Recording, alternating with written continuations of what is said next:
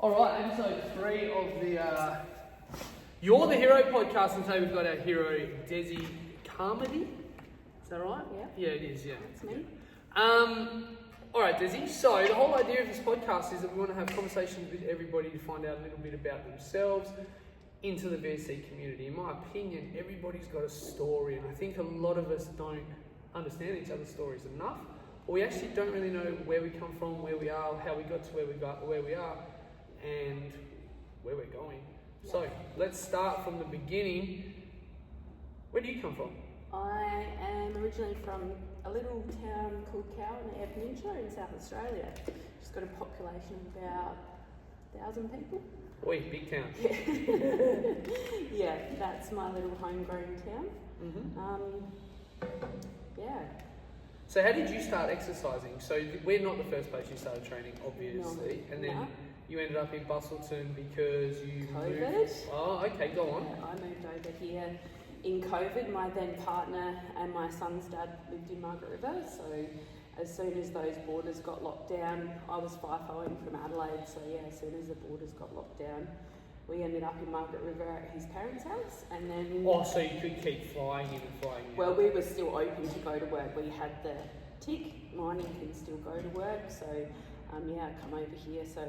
Or else I had to do a 3-in-1 roster, which was an absolute no for me, so we still stuck to our 2-in-2 roster. But yeah, I lived down in Margaret River with his parents for a while, and then I think we were doing that for about 8 months, and then we're like, we need to get our own house. And work actually paid for me to move my stuff over here. So was he living there with you at the time? In Adelaide, no, he was still living in Margaret River, so we had a long distance relationship. But were you meeting each other on at work? Site? Yeah, we met at work. Interesting. Yeah, so we met at work and blossomed from there. Yeah, So yeah, COVID brought me to living in WA. Cool. And you were doing strength and conditioning? Yep, I went to CrossFit Margaret River, but my strength and conditioning CrossFit days go way back. To give you a bit of a backstory, wasn't That's what we're here for. A person that done exercise apart from sport, little community. The only thing available was sport, so like basketball, swimming, tennis, netball, and I played all of them. So we didn't really have a functional gym then, so it wasn't until I got my heart broken when I was about 28, and then I just started running. Stovey pole. And then that ended up in falling in love with it and how I felt. Ended up running a half marathon, ended up participating in triathlons, and then my best friend Ellen, hello Ellen, she's going to watch this I'm sure, she introduced me to CrossFit in Adelaide, and I fell in love instantly. Like, I loved being strong, I loved the, what's the word for it, like the structure. Okay, Looking for a structure and just like it's you versus the barbell, and that's what I love so much about strength and conditioning. So it started off broken heart and running, and then here we are now, 15 years later I think that was. I worked out the other day, but I'm here at VSC. Do you still approach your training as like, because I follow you obviously on social media and see the stuff that you share with VSC in it and stuff like that. Do you still look at that sort of that stove and pole? Because that, I think, that's really good to know. Like, I didn't know that about you, but I can see in your personality that would be exactly what it is. Absolutely. It's just like, it's what the next pole. So it's like today you went to 1 pole, and then it's just then it's 2 poles, and it's 3 poles, and it's 4 poles.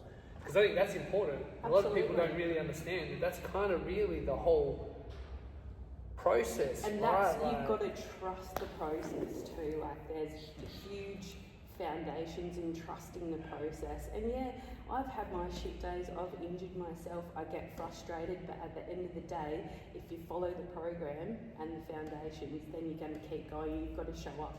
That's the but looking only 1 stove and pole, for the record, me and Maddie had this on the weekend. We didn't know what I think it was called a banister flag this weekend, and I had no idea it's called a stove and pole just until now either, just for the record. I'm sure, again, Maddie will probably comment below what it was. We can't even remember what it was, but anyway.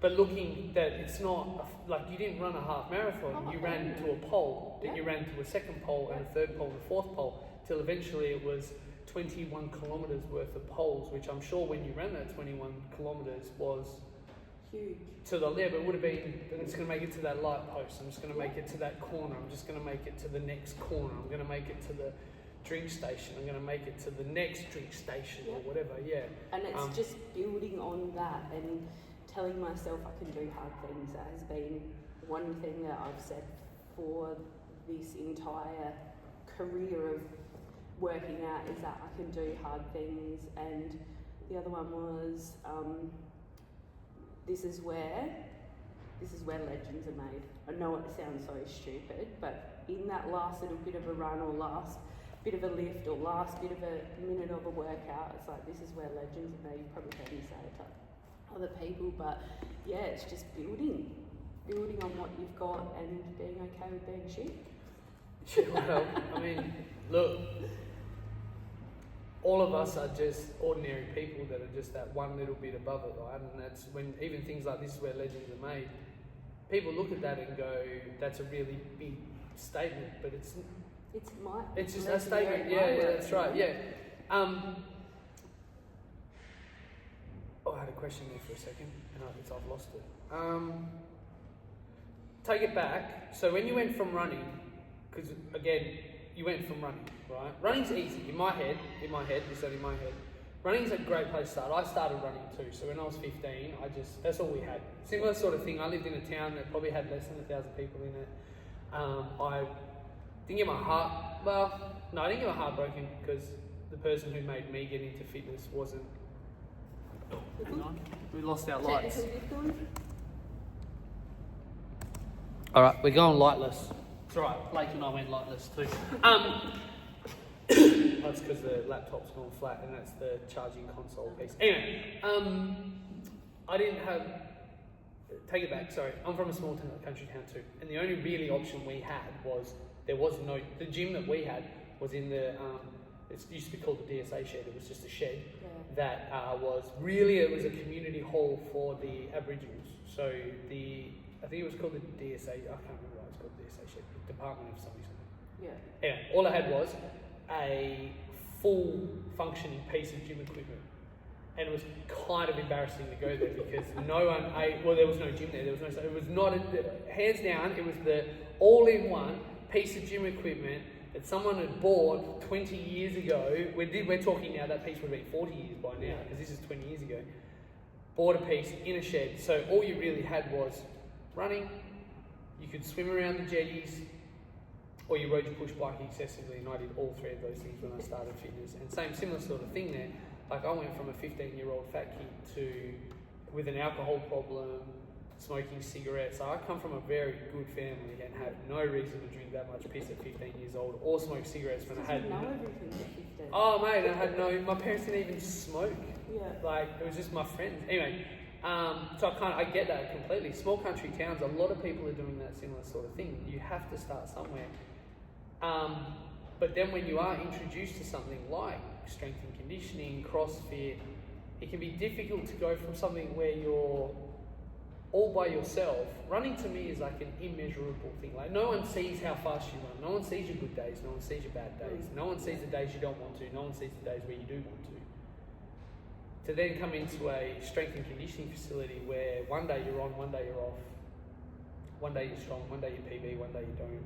How'd you go with that transition? Or was it the fact that you at that point had sort of ingrained this excitement for progress that you started to be like, wow, I found something that I'm starting fresh in, not good at? I've got to go back as well. While I was doing all that running and everything like that, I was also working FIFO, and that's my job. I've worked FIFO for 18 years. So then I was introduced to some strength stuff at my gym with the instructors on site, and so then also my best friends own an F45 in Adelaide. So, which, for the record, when you would have started this, when did you start with? If you've they've had their gym for 8 years this year. Yeah, I was going to say, like, they would have had that around. That would have been the start of F45. Like, yeah. So I then started going down to Adelaide more often, taking their workouts, because I was also, I've done my Cert 3 in PT as well, so I'm a group fitness instructor. Oh, hey. Yeah, so I started like getting their workouts, and I started instructing my own little group at work. Okay. So that was a little injection of strength and conditioning as well through F45. It's nothing against F45, but my knees hate all the jumping. Doesn't matter. This is 3 podcasts in a row that they've got to mention. They're going to start paying me royalties for. But you know, for a mum that's got a baby, my friends have a fully functional crèche. You can drop the kid off and go and work out. It's fantastic for that, and the evolution of F45 has been great as well. But I'm a barbell girl. I love heavy lifting.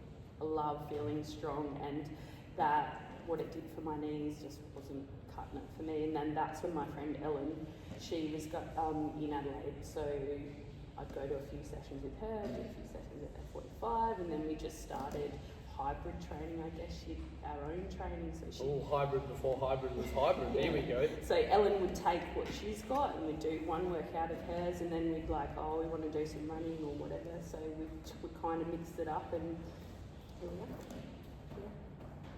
Did that even answer the question? No, it did, because it made me, so you went from running to then wanting to learn, right? Which is a big part of, I think, a lot of the people we will talk to, is going to be their journey. Like, they're like, I realised I wasn't good at something, and I actually like to not be good at something, to then be able to then develop and grow and be good at it. Because let's all be honest, the people who train here, we're all okay at best at this fitness thing, internationally and worldwide. We are not like, as good as we all are, we are still a million miles away from like the elites of the elites, which is not a problem. Like, we're all parents. Again, all 3 people that I've had so far on the podcast are all parents. And we can talk about your parenting situation now, where again, yours is a unique situation to the other 2. They're the dads. They're in long-term relationships. You've just recently separated from your partner. Actually, it's probably 2 years now. I don't even know. Who knows? 12 months. I went for a walk. The other day. No, sorry, we went on this thing over the weekend. It was a Prime Minister's walk. So they've got in this playground thing that they've got in this town we went to. It's like a piece of I don't know. It's like a tarmac that runs through this playground, and it's got little blockards. Anyway, it turns out Julia Gillard was our Prime Minister 10 years ago. So that doesn't... that long ago? Right? That's what I said. I was like, hang on. So we had Kevin Rudd in 2007, which if that doesn't spin you out, that's also a problem. So he went, That's when I started mine in 2007. Right? So then you go like, hang on, I'm pretty sure it wasn't that long ago that he was the Prime Minister. But when I saw the Julia Gillard thing, I was like, wait, that was 10 years ago. So... that's what I was like. It's probably been 2 years. I don't know, because even simple stuff comes around. Like even this repeat workout that we're doing, I was like, was that 3 years ago? Yeah. Like, this is fucking insane. Like, time flies, no matter what. Anyway, I digress. Just reminder that Julia Gillard was the Prime Minister 10 years ago, and time's flying. And that, well, I thought it was like 5 or 6. I didn't think it was that long ago. Right. So you're FIFO, you do have a 2-year-old that is, like all of our 2-year-olds, boisterous. They're all flat out. Like, it's funny how all of us who had babies at the same time, so I think you guys might have been the first wave by 3 or 4 months. Yeah.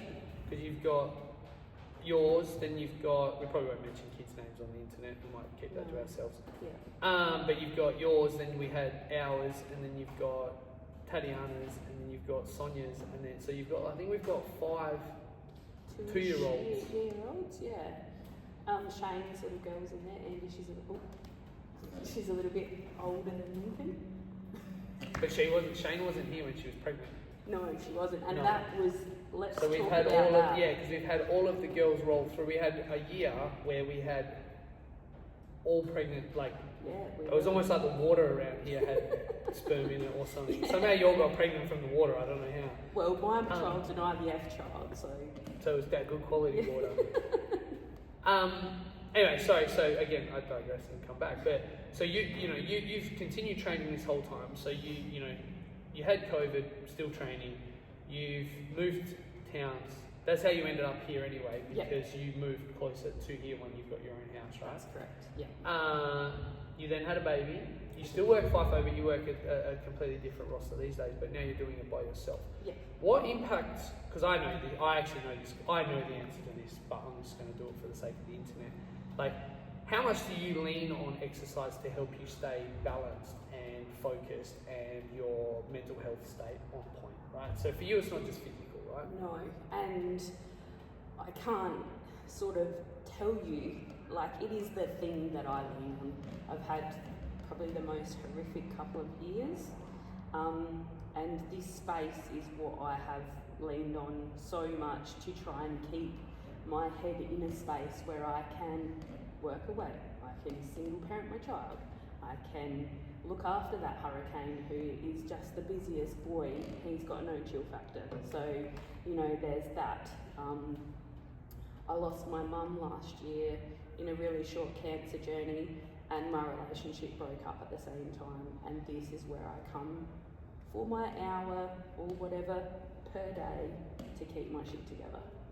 Like, this is what I leaned on. And So- the people here as well. Yeah, Absolutely. to lean into that a little bit, and not to make this about VSC, because the question I've been asking everyone else is, what did you come looking for? And I think the question is not really what were you looking for, because you were just looking for the thing that was going to work for what you were already doing. Yeah, but you're already doing it, right? And we get that a lot too. So the other two that I've interviewed, they were doing something before. They came here to try and level up and find something different. Yeah. In this interview, you've come from doing CrossFit to then moving states and still doing CrossFit, to then moving towns and doing CrossFit. Yeah. We now, self-admittedly, yeah, we do CrossFit, but for me it's not really. Like, we do that as a sport part. Yeah, 100% people go, what's the difference?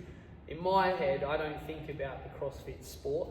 The sport is a byproduct of the training, which kind of is basically CrossFit anyway, but I get it. Like, to me though, it's like, if you don't do the CrossFit sport, who fucking cares? Like, Yeah, exactly this. which is what CrossFit does too, but for me, there's so many more elements that I want to bring into it that have no bearing on that sport. It seems to be a thing. Anyway, more along the lines of being someone who knew what they wanted to achieve. What else do you get from VAS strength and conditioning that you think helps you in every other aspect? That maybe, I mean, you've been to different gyms. I mean, your best friend had one. Is there something that we offer or we do that, you know, you found here, because You don't get anywhere else. that you don't get, or that you find, or that helps you come in on those real shit days when, you know, you could just stay home in amongst the four walls and cry yourself. Whatever, maybe. I'm not saying that that's what Dessy does, but I'm just saying. Yeah, I mean, look, it's optional. Yeah. Look, it's all an option. Like, yeah. I think what this particular gym offers that nowhere else does is it's a full circle of wellness when we talk about wellness. Like, I've been to Scott's nutrition coaching, and that, like, it allowed you to understand the fundamentals of, like, what do I need to feed my body to get the strength and conditioning that I want. I've also been to mindset training with you know, and we've talked about how to set your day up for success, how to do all the things to get your mind in a space where this is just part of your routine. Like, for me, it's a not negotiable. That's the end of the story. So no other gym offers those little tangents on top of what we do here with just strength and conditioning. Does that make sense? Yeah. What about the community for you? Because again, you're particularly ingrained in a particular time slot, right? I mean, you've done other time slots too. I know that, but obviously, you know, you're in a particular time slot on particular days. Well, with particular people regularly. How do they have a bearing? Because again, everyone can go and train anywhere they want to, and have. I mean, you can get mindset training on the internet. You can get nutrition training. You've done stuff by yourself before and succeeded. Yeah. A lot of people are going to do a lot of stuff by themselves. What is it though that you, on those days where you need it most, what do you receive from VAS strength and conditioning as a facility that you couldn't get by yourself doing it on your own? It's people in exactly the same position with our babes. Some days mine's perfect and I can come here and work out. Other days he's losing his shit, and like, it's just people here that get where you're at in your life. Like, there'll be 5 kids in there and 3 of them are losing their shit. No one blinks an eye. That's what I like the most, is that might be your kid losing Which, their for the record, ours is probably the worst. We've had 2 kids raised here that flat out just do not like to follow the rules. And mine generally doesn't either. He No. likes bailing out of the pen. But it's the understanding that perhaps I can't see the 4:45 or the 5:45 class. Yeah, their parents go to that, but the 9:15 class, you know, you can help out, you hold a baby if need be while mum does some lifting or dad does some lifting, and it's just sort of that understanding that we get it.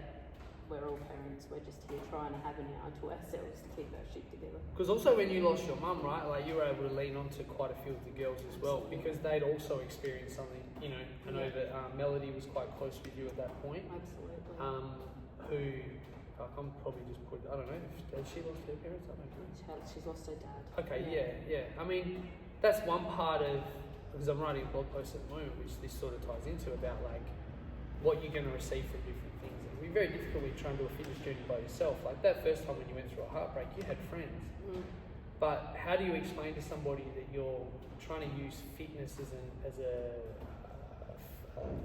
an outlet to better yourself and build better emotions and a better physical, for me, like you've been preaching the choir on this, because in my opinion, I'm like physical, mental, emotional, spiritual health, those 4 things. If you can hold on to those 4 things, you're unbreakable, no one's going to shut you. Absolutely. But your friends that, you know, that would have been around in that heartbreak at 28 years old when you start running, I'm sure they would have originally been like, don't overdo it, you're doing too much. If they didn't, then they probably didn't know you were doing it anyway. Yeah, you know, let's you keep face that. it, Yeah, I you did keep some that stuff. excessive partying in there as well. So I guess I'm always about balance. You know, like there's still that part of me that likes to go out and have a good time. But the older you get, and this is also what I want to talk about. Like I've lost my dad in 2018 to cancer, and now I've lost my mum in last year to cancer as well. And becoming a mum, I really needed to make sure that my vessel is in tip-top condition as it can possibly be, so that I'm here in my later life. Because if you look at my genetics, all of my grandparents, except for my grandma, my mum's mum, and my parents all died of cancer. Oh shit! So it's like $1 bet that's. Yeah. Do you get tested now? Not to make Not this at too the personal? moment, No. but I don't think any of the cancers, like my mum had lung cancer, my dad had brain cancer, not family directed, because I did ask the question, because my nana died of a similar sort of thing, and my papa had prostate cancer. So my grandpa had melanoma cancer, best sunscreen ad you've ever seen in your life. So if I wear sun protection and get myself tested, but it's not genetic, so they say, but that predisposition. I don't know. Yeah, that's what I would call it, a predisposition. I mean, if you know how the last 5 people died in your family, it's pretty obvious. And that, even the doctors raise an eyebrow when I say rattle off like all of them. Yeah, 100%. That would. So that is always in the back of my mind, and predominantly more since I had my son. Is like I want to be around. I want to be Esther. Here at 70, still having a crack. That's where I want to be. I don't know if we've tangent off from what you asked me, but No. And the relationships here, like this is my family, and community is one of my top values, and I feel like Oh no way, that's ours too. I do better when I'm amongst like-minded people, and I give a shit about everyone that comes here. I really do, and I know receiving that, because it's been really lonely over here. Like none of my family are over here. Oh, I could imagine now. Yeah. When my mum died, like this place and the people in it supported me. I can't even put into words what it meant to me. Being here and travelling backwards and forwards, like people message me outside of the gym and it's like, hey, just checking in, are you doing alright? You and Maddie included, and it's just like that community feeling is up there with one of my top priorities, and that's what this place absolutely provides. Whether it's definitely unintentional or intentional, it's just a good bloody bunch of people. Well, it's unintentional with your personality, and I think, but that's the bit that. Because hearing how you started the whole conversation, to me, it sort of resonates that we go and to take it all the way back to the start. Like to me, it's like we all start a journey where we're doing it all, it's the running to me. To me, running is the most loneliest. It is. But I say that in that until you join like a running group or a running club, and I'm not undervaluing going running. I just think it's a really low barrier, good place to start, easy place to start. People do it because when we're in the throes of not knowing anything, it's that fear of failure that we can hide from everybody else that it doesn't matter. But as we tick along and our growth mindset builds, we start to then be able to then listen and understand, okay, well, I need to go start to lift some weights, or like you had friends who had the thing in the staff, and there was an F45 and a bit of CrossFit and then a bit of this, because you then go do your Cert 3, which tells me that you then also were like, okay, maybe this is something I want to learn more about, which seems to be the natural progression for most people. But a lot of people also get into a very fixed mindset of like, well, why bother? Or if I'm suck at something, then it's not, it's not the bollards, it's not the poles, it's not the, what did you call them? Stovey poles.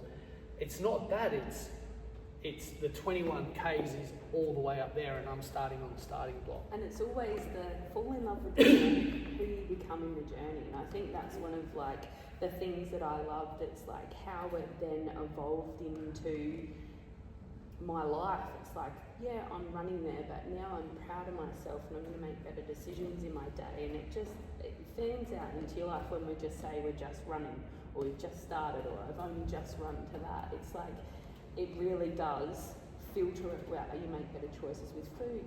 Like, I stopped partying so much. I went down the road of like, why do I do the things that I do? I wanted to understand myself, and it all stemmed from making that decision of, I'm just going to run because my heart's broken.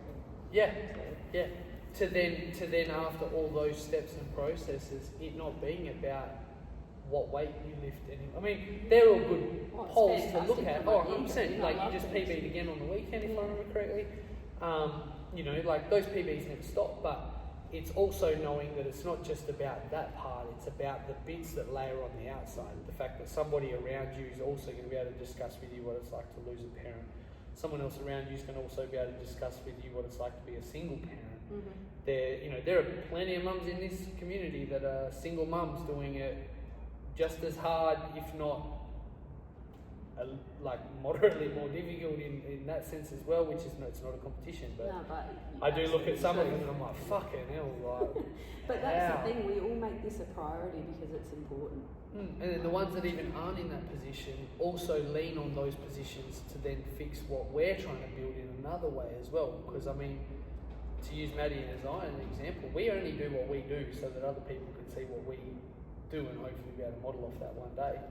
And we also look at the way that other people are doing it and then realise that, have empathy and sit inside of that, being aware and have compassion for the fact that, fuck, I wouldn't want to have to do that. So, and I know that these people can sign up for that. And the other person who has none of what the things that we rattle off, a growth mindset, where we can sit here and bash your ex as much as we want if we want to, but, like, I'm going to figure that these people that are also, that they don't want to hear about our communities. They're fixed mindseted. Absolutely. They're materialistic. This is not me bashing on Dessy's ex for the record. This is just the people that don't understand what we're doing. There is no empathy. There is no compassion. They forget what not living a materialistic life looks like. They forget what the purpose of life is. I could be here all day and look into that. And it's nice to be surrounded by people who, even though their situations aren't perfect, but they have that to share with you. You're not out here driving a 300 series Land Cruiser because you've got a baby now. Yeah. You drive a car that works. Well, that's funny because we nearly went down that road with my ex, but we all nearly go down that road. We all think we need a Prado because we had a baby. Everybody thinks they need the brand new Prado because they have a baby. I remember Maddie being all like, I think we might need to buy one of these. I was like, bruh. No, we're not. Finding the functionality of life and affordability, they're my two words for my life at the moment. But I need to say that me and my ex, we butted heads. He got shitty when I come here. And I'm like, this is my 1 hour of time. You're home with my child. I'm coming. This is just not... And when I say not negotiable, I truly, utterly mean that this is my time. And it flows throughout my life. My child weighs 20 kilos and he's 2.5. That's a fact, actually. I would Actual 100% fact. be able to agree with that, yeah. So if I don't come here, that's RX. For no other plus reason weight. other than I think he's 5'4" too. But he's Somehow, a because big, Dessy's not 5'4". yeah, And I'm I don't 5'3". Oh, yeah, you see? But When your 2-year-old's taller than you? No, he's not. he's going to be taller than me in a few years, I think. But I need to come here and lift weight to be able to function in my life. That kid is heavy and he wants to be carried. He's still only 2.5, but it's, like I said, it's not negotiable. And if you're not into it, that's fine. But this is my world. This is where I get to be just me and not a mum, a FIFO worker, and all the other hats that you wear. This is my stuff. Yeah, because again, a lot of people wouldn't know any of this about you. Yeah. You know, they just know it's Dessy, who has a 2-year-old, who is here for, like, sometimes she's not here for a week, and I reckon most people wouldn't even know you work FIFO. Like, oh, you've already been back at work. Yeah, 100%. You've been out, you've been back, blah, blah, blah. Yeah, you get to be whoever you want to be inside these buildings, right? Which is a person who believes in community, a person who believes in their fitness, a person who believes in loyalty. I mean, I think you and I share very similar Values. 100%. Yeah. You know, mine are all fitness, community, knowledge, loyalty, integrity, time. Like, 100%. yeah, like all that stuff, which, again, when I run the values workshops, I'm like, everyone don't put these values down and talk shit. But I remember, yeah, you've done it, man. I think that's exactly where we sit. I am going to wrap it up. I don't have a final question for anything other than just, is there anything that you would like to sort of leave on the internet for people to witness? I appreciate you sharing all of that story, and if there's anything else we need to cover off, we totally can. Probably the only thing is like, you're okay with being shit. You've got to start somewhere, and you never know who you're going to be a role model for either. Like, when I look at other people in the gym, you and Maddie, and I'm like, so strong, but someone in the background might just be looking at you and you're like, holy shit, if I could be just like her. Or even like, that was the other thing when I was coming here during the very challenging 2024, I wanted to show my son that you can do hard things surrounded by the right people, and that community is all you need in life, basically. So yeah, that's about it, I think. Cool. Evie, thank you very much. That's it.